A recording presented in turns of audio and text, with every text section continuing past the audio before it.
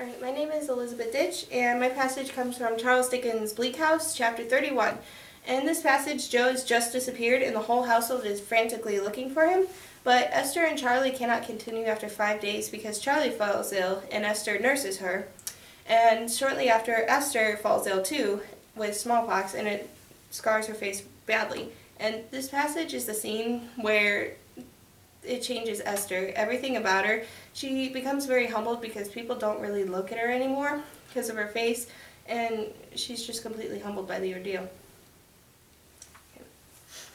At what time of the night he had gone, or how or why, it seemed hopeless ever to divine. The door remaining as it had been left, and the lantern standing in the window, it could only be supposed that he had got out by a trap in the floor which communicated with an empty cot-house below. But he had shut it down again, if that were so, and it looked as if it had not been raised. Nothing of any kind was missing. On this fact being clearly ascertained, we all yielded to the painful belief that delirium had come upon him in the night, and that, allured by some imaginary object or pursued by some imaginary horror, he had strayed away in that worse and helpless state.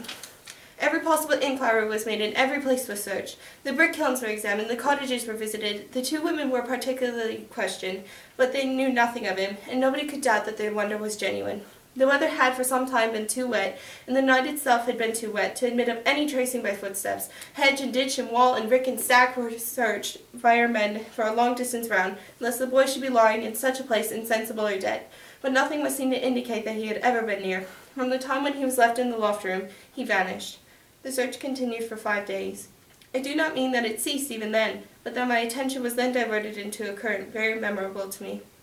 As Charlie was at her writing again in my room in the evening, and as I sat opposite to her at work, I felt the table tremble.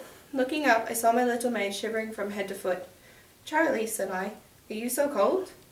"I think I am, miss," she replied. "I don't know what it is. I can't hold myself still. I felt so yesterday. At about the same time, miss. Oh, don't be uneasy. I think I'm ill." And Charlie did fall ill.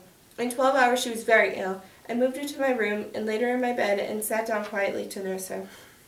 And thus poor Charlie sickened and grew worse, and fell into heavy danger of death, and lay severely ill for many a long round of day and night. So patient she was, so uncomplaining, and inspired by such a gentle fortitude, that very often as I sat by Charlie, holding her head in my arms, I silently prayed to our Father in heaven that I might not forget the lesson with which his little sister taught me. I was very sorrowful to think that Charlie's pretty looks would change and be disfigured, even if she recovered, but that thought was, for the greater part, lost in her greater peril. But Charlie did not die. She flutteringly and slowly turned the dangerous point, after long lingering there, and then began to mend. But on that same evening, I felt that I was stricken cold. Happily for both of us, it wasn't until Charlie was safe in bed again and placidly asleep that I began to think the contagion of her illness was upon me.